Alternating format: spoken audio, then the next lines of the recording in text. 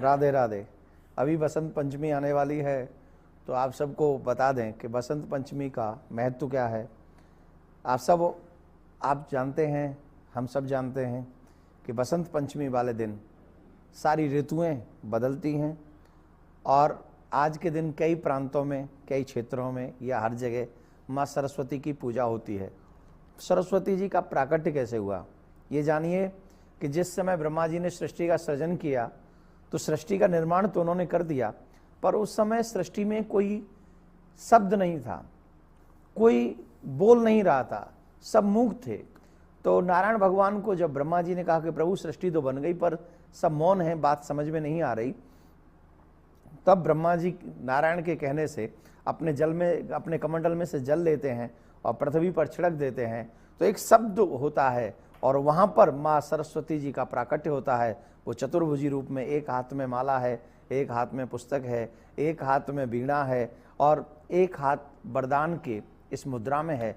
चतुर्भुजी जब माँ सरस्वती जी का प्राकट्य वहाँ पर हुआ तो ब्रह्मा जी बड़े प्रसन्न हुए और ब्रह्मा जी ने जब पूछा तो कह दिया कि आपके हाथ में ये वीणा है। ब्रह्मा जी ने कहा इसका जरा नाद करिए।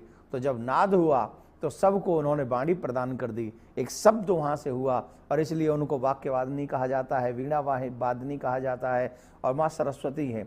ये आज ही के दिन सरस्वती माँ का जो प्राकट्य हुआ वो बसंत पंचमी के दिन हुआ, इसलिए बसंत पंचमी हमारे यहाँ पूजनीय है और हम बसंत पंचमी के दिन ये विद्या के लिए भी सरस्वती माँ का पूजन करते हैं। एक और बात है, त्रेता युग में जब भगवान श्री राम की पत्नी सीता जी का हरण हो गया था तो उस समय सबरी माँ के यहाँ पर भगवान श्री राम पहुँचे थे, तो जिस शिला पर वहाँ बैठे थे, ऐसा मानते हैं कि वो एमपी में ऐसी जगह है जहाँ पर आज भी कुछ लोग माँ सरस्वती जी का पूजन उसी दंडकारण्य वन में राम जी और माँ सबरी के रूप में पूजन करते हैं। ऐसे तमाम हमारे यहाँ उदाहरण हैं। एक बार भगवान श्री कृष्ण ने भी माँ सरस्वती जी को आशीर्वाद दिया कि आप बसंत पंचमी के दिन हमेशा पूजी जाएंगी। वजह थी कि जब भगवान श्री कृष्ण ने पहली बार बांसुरी वादन किया तो स्वयं सरस्वती माँ उस बांसुरी में आकर विराजमान हो गई। ये संगीत की प्रदाता भी हैं, बुद्धि की प्रदाता भी हैं। तो भगवान श्री कृष्ण ने भी इनको वरदान दिया कि बसंत पंचमी के दिन आपकी हमेशा पूजा होती रहेगी। एक और प्रसंग आप सबको याद होगा, महाराणा जो हमारे यहाँ के पृथ्वीराज चौहान हुए हैं, जिनके ऊपर मोहम्मद गौरी ने 16 बार चढ़ाई की और 16 बार, हमारे इतिहास में थोड़ा उलट पुलट किया गया है, हमारे यहाँ इतिहास में बताया तो जाता है कि मोहम्मद गौरी ने चौहान को हरा दिया, लेकिन कोई ये नहीं बताता कि उससे पहले 16 बार पृथ्वीराज चौहान ने मोहम्मद गौरी को हराया। और प्रेम से देखिए कितना हमारे भारत में इतिहास है, हमारे भारत में दया कितनी है।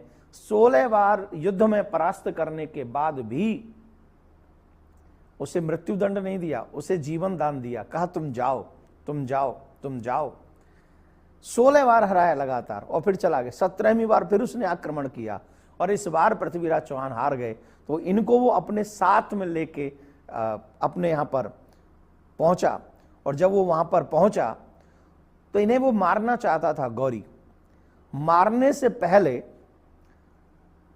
गौरी ने कहा कि मैंने सुना है कि तुम शब्दभेदी बाण बहुत अच्छा चलाना जानते हो, तो अगर तुम्हें शब्दभेदी बाण चलाना आता है तो पहले मुझे बताओ क्या ये सच है या झूठ है, मैं तुम्हारे शब्दभेदी बाण का राज जानना चाहता हूं।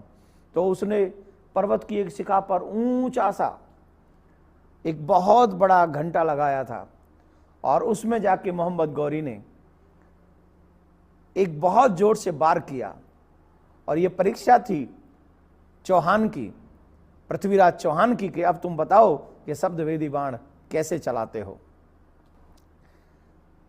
तो उस समय पृथ्वीराज चौहान ने परीक्षा देने के लिए जब धनुष पर बाण चढ़ाया तो उस समय उनके साथ में उनके एक मित्र भी गए थे, उन्हें भी बंदी बना लिया गया था। उन्होंने एक बात कही, 4 बांस 24 गज अंगुल अष्ट प्रमाण ता ऊपर सुल्तान है मत चूको चौहान। उन्होंने ये संकेत कर दिया था कि मोहम्मद गौरी कहाँ बैठा है। तो जब एक बात और मैं आपको बता दूं, जब चौहान को मोहम्मद गौरी अपने यहां लेकर गए थे, उन्होंने उसी समय उनकी आंख फोड़ दी थी। और जैसे ही उनके मित्र ने ये इशारा किया तो पृथ्वीराज चौहान ने अपने शब्दवेदी बाण को चलाया और सीधा वो बाण जाकर मोहम्मद गौरी के सीने में लगा। और जब मोहम्मद गौरी के सीने में लगा तो उनका वहां पर अंत हो गया। और ये घटना भी बसंत पंचमी वाले दिन हुई थी। आपको जानकर अचरज होगा एक बात, इसके बाद उन्होंने, पृथ्वीराज चौहान ने और उनके मित्र ने एक दूसरे को वहीं पर, क्योंकि जहां पहुंचे थे वहां पर सारे मुगल थे, उन लोगों के बीच में रहना वो पसंद नहीं करते, तो उन्होंने एक दूसरे को वध करके, एक दूसरे के पेट में चाकू मारकर एक दूसरे को इस पृथ्वी से विदा किया। यहां पर एक बात है कि हमारे देश के राजाओं ने बड़े बड़े कारनामे किए हैं, लेकिन इतिहास के बीतते हुए समय में कुछ लोगों ने उन्हें विलुप्त पन्नों पर खो दिया है। पर जब आप जैसे और हम जैसे लोग रहेंगे तो उन्हें खोने नहीं देंगे। वो राजा ही हैं जिनसे हमारा इतिहास आज तक चला आ रहा है, और यही बसंत पंचमी के दिन ये घटना घटी थी। इसलिए भी ये आज के लिए, आज के बताने के लिए आवश्यक थी।